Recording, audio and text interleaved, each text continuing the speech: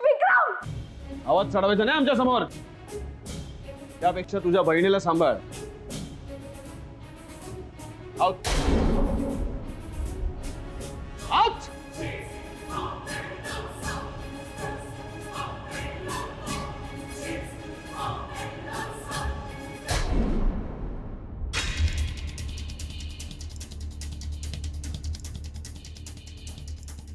बघितलं ते काका कसं बोलला ते, म्हणून मला इकडे यावंसं वाटत नव्हतं. मला तो बोलला ना त्याचं मला काहीच वाटलं नाही, पण काका तुला तो बोल.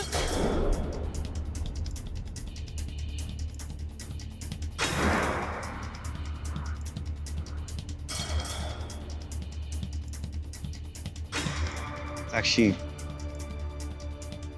आपल्याला वाईट वाटलं म्हणून आपण रडू तरी शकतोय,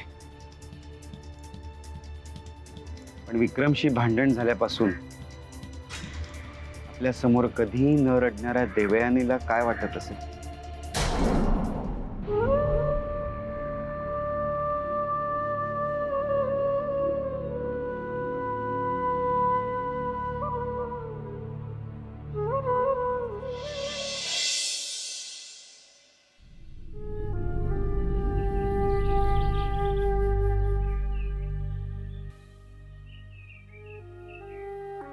कसला विचार करते? असंच असंच तुझा चेहराच सांगतोय तू कुठल्या तरी गंभीर विषयात अडकली आहेस म्हणून. नाही म्हणजे मला सांगायचं तर सांग, नाही तर असं काय दादू, तुम्हाला नाही सांगणार तर कोणाला सांगणार? दादू, आज घरातले सगळेच माझ्या विरोधात आहेत. माझ्या निर्णयामुळे आई सुद्धा चिडली. नाराज आहे. माझी देऊ तर चुकीचा निर्णय घेऊन कधीच कोणाला दुखवणार नाही, आणि तिच्या आईला तर नाहीच नाही. हो ना दादू? हो देव, तुझ्या वागण्याबद्दल मला खात्री आहे. म्हणूनच दादू, आज तुमच्या देऊला तुमच्या आधाराची खूप गरज आहे. दादू, घरच्यांना फक्त तुम्हीच सांगू शकता की मी घेतलेला निर्णय बरोबर आहे. आता विक्रम चुकीचा वागला, त्यात माझा काय दोष आहे? म्हणूनच मी ठरवलंय, लग्न करीन तर फक्त विक्रमशी. आजही माझं विक्रमवर मनापासून प्रेम.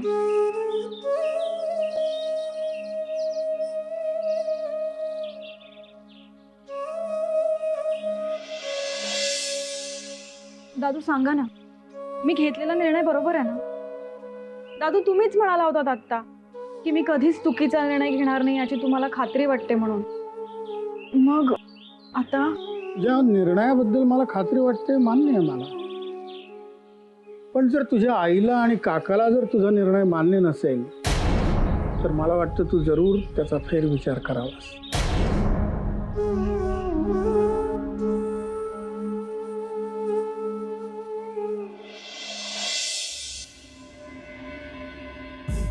आम्हाला विचाराल तर या समध्याचा फायदा उठवला पाहिजे. कायदा तो कसा काय? विक्रमराजेंचं देवयानी संघ लगीन लावून द्या. हायकमांड तुमच्याकडं राजे शिर्के म्हणून बघत्यात, तेव्हा फक्त तुम्ही निवडून येऊन भागणार नाही हो. तुमच्या संस्थानातले समदे उमेदवार निवडून यायला पाहिजेत, नाहीतर तुमचा राजीनामा घेऊन यायची जबाबदारी पण हायकमांडनं आमच्यावरच सोपवली आहे. रणवीर,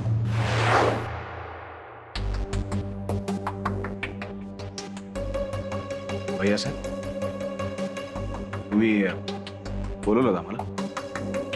हो. काय झालं? कसला विचार करताय? आपण राजे आहोत या गोष्टीचा विचार करतो, आणि या राजपाट टिकवण्यासाठी अजून काय काय करावं लागणार आहे कुणास ठाऊक. भैया साहेब, आपण राजे आहोत आणि यापुढे असेच राहणार होते, तेवढा विचार काय करताय? इथेच चुकताय तुम्ही आदित्य. आजकालच्या जगात सत्तेची गणितं बदलली आहेत. आपण फक्त नामधारी राजे आहोत. या लोकशाहीत ज्याच्या हाती सत्ता तो राजा. पण ही सत्ता मिळवण्यासाठी खूप कष्ट करावे लागतात, खूप त्याग करावे लागतात, तळागाळातल्या लोकांना हाताशी घ्यावं लागतं. तेव्हा कुठे मतांचं दान पदरात पडतं. भैयासाहेब, हे सांगण्यासाठी तुम्ही आम्हाला इथे बोलवलंय. हो, कारण राजकारणात तुम्हीच आमचे आधारात राजे. प्रश्न नात्याचा असो, बिझनेसचा असो किंवा पॉलिटिकल करिअरचा असो, वारसदार म्हणून आम्ही तुमच्याच खांद्यावर हात ठेवत आलो. पण आता आमच्याच अस्तित्वाचा प्रश्न निर्माण झालाय राजे. काय झालं भैयासाहेब? आदित्य राजे, आज आम्ही राजे शिर्के म्हणून निवडणुकीला उभे राहणार आहोत. आमच्या समोर कोणी सामान्य उमेदवार सुद्धा असू शकेल. भैयासाहेब, त्याला गुंडाळून ठेवायला आपल्याला कितीचा वेळ लागणार? तुम्ही त्याला गुंडाळून ठेवाल हो, पण सामान्य मतदाराचं काय? त्यांना तो उमेदवार आपल्यापेक्षा जवळचा वाटला तर? आणि उद्या अनफॉर्च्युनेटली जर आपण हरलो तर आपली केवढी नाचक्की होईल. आमची काय मदत लागणार आहे भैयासाहेब? तुमच्याच मदतीवर आमचं पुढचं भवितव्य अवलंबून आहे. या. दादू, हं, आजवर तुमच्या मनाला जे पटेल तेच निर्णय तुम्ही घेत आला. हं. मग दादू, आज मीही तेच करते. ठीक आहे, स्वतःच्या मनाला पटेल तेच करावं आणि ते प्रामाणिकपणे करावं. हो ना हा. दादू, माझा ना माझ्या प्रेमावर पूर्ण विश्वास आहे. म्हणून मला खात्री आहे एक ना एक दिवस माझं प्रेम नक्की यशस्वी होईल. देव, तुला वाटतंय तितकं हे सगळं सोपं नाहीये. मुळात तुझा विश्वासच चुकीचा आहे. तू अजूनही विक्रमला पुरतं ओळखलेलंच नाहीयेस. तुझ्या स्वप्नातला विक्रम आणि सत्यातला विक्रम यात जमीन आसमानाचा फरक आहे. देव, तू ज्या विक्रमवर प्रेम केलंस किंवा करतेस त्या विक्रमचं काळीज दगडाचं आहे. त्या दगडाला पाझर फुटणं अशक्य आहे.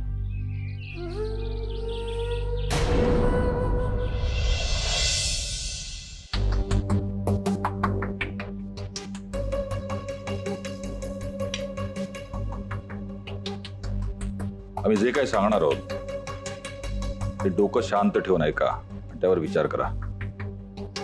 मध्यंतरीच्या काळात तुम्ही देवयानी बरोबर जे काही वागलात त्यामुळे राजे शिर्केंची प्रतिमा लोकांमध्ये मलिन झालेली आहे. क्या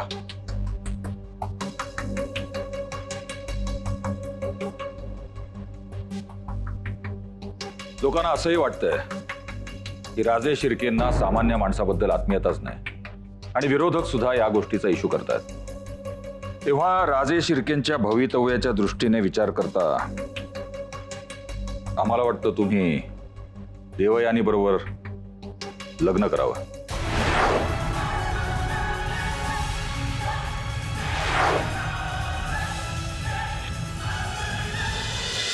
देव, अजूनही वेळ गेलेली नाहीये. जागी हो. विक्रमादित्यचं तुझ्यावर प्रेम नाहीये. काका, देव, तू आता तुझ्यावर प्रेम कसं करेल?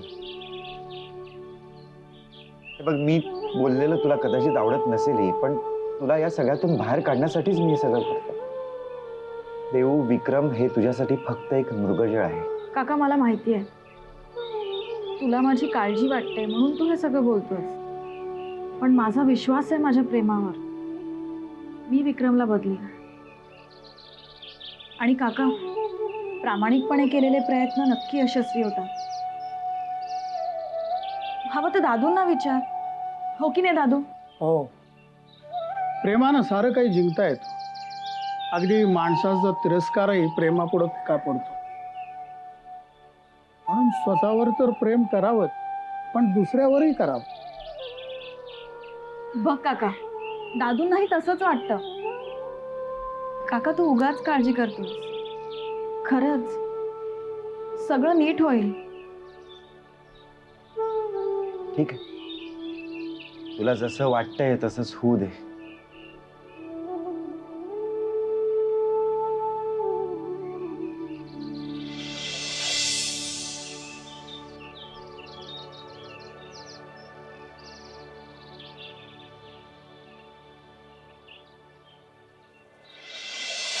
आम्हाला वाटतं तुम्ही देवयानी बरोबर लग्न करावं.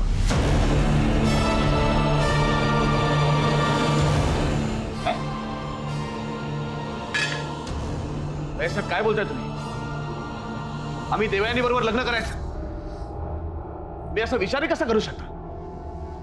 भैयासाहेब, तुमच्या पॉलिटिकल करिअरसाठी तुम्ही आम्हाला शहीद करू नका.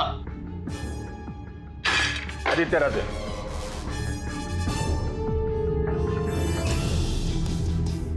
आम्ही पुन्हा हात जोडून विनंती करतो. आम्ही हे सर्व फक्त आमच्या पॉलिटिकल करिअर करता करत नसून राजे शिर्के घराण्याचा मान सन्मान परत मिळवण्याच्या उदात्त हेतूने करतोय. फक्त व्यवसायाने इंडस्ट्रियलिस्ट आणि नावाने राजे असून भागत नाही. आणखीन एक गोष्ट, आम्ही तुम्हाला देवयानी बरोबर लग्न करायला सांगतो आहोत, बंधनात अडकायला सांगत नाही आहोत. राजमहालातल्या इतर नोकरांबरोबर ती एखाद्या कोपऱ्यात मुकाटपणे पडून राहील. 2 वेळचं जेवण तिला नक्की मिळेल. पण तुमच्याबरोबर लग्न झालं त्या एका बातमीमुळे आपल्याला केवढा फायदा होईल याची तुम्हालाही कल्पना आहे.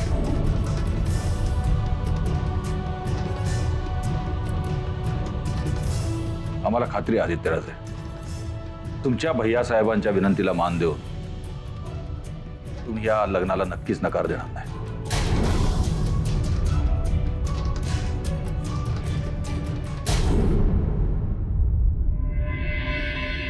प्रेम होतं तुमचं एकमेकांवर.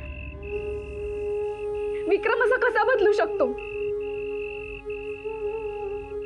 साक्षी, काळ बदलतो, परिस्थिती बदलते, तशीच माणसंही बदलतात. पण मनापासून केलेलं प्रेम ते बदलतं नाही ना?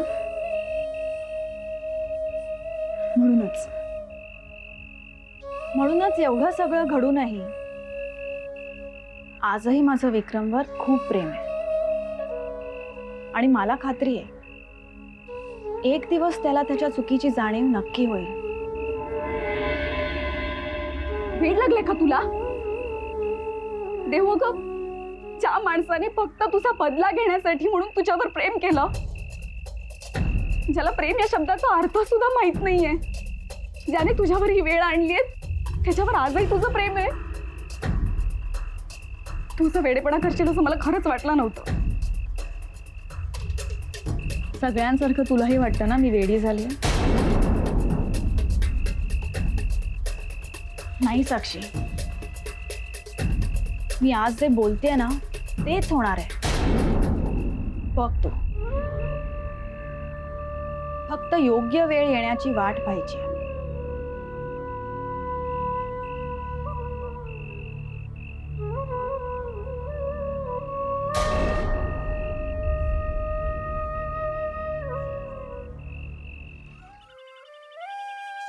गोदा काकू, काय कशा आहात? कुठे बाहेर निघालात का? नाही, मी आपलं सहज विचारलं. तू आणि सहज विचार ना, नाही काहीतरी नक्की हेतू आहे त्याच्या मागे. नाही, दिसतेच एवढी साधी नाही आहेस तू. काहीतरी काळं बेरं मनात आहे. तू बॉम्बस्फोट करायचा तर करून टाक एकदा. अहो, मी बिचारी काय बॉम्बस्फोट करणार? बॉम्बस्फोट केलाय त्या विक्रमादित्यने, तुमच्या जावयाने. देऊ काही बोलली नाही तुम्हाला? कमाल आहे. कशाबद्दल?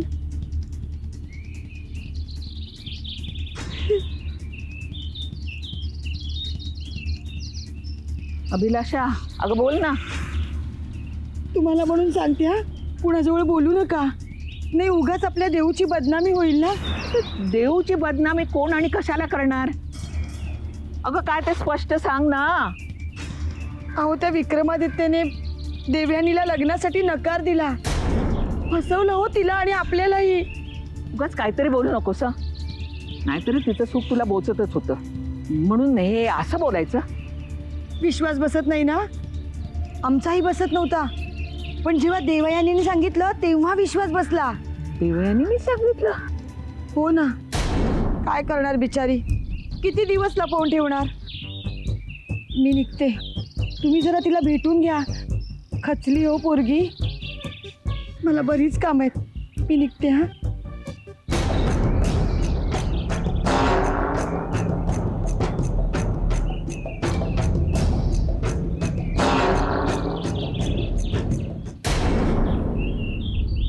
हा बोल. विक्रम, अरे आपल्यात जे घडलं ते श्रावणीला सांगायची काय गरज होती? आम्ही केलेला तुझा अपमान तू घरी कसा सांगणार हा प्रश्न आम्ही आधीच सोडवला.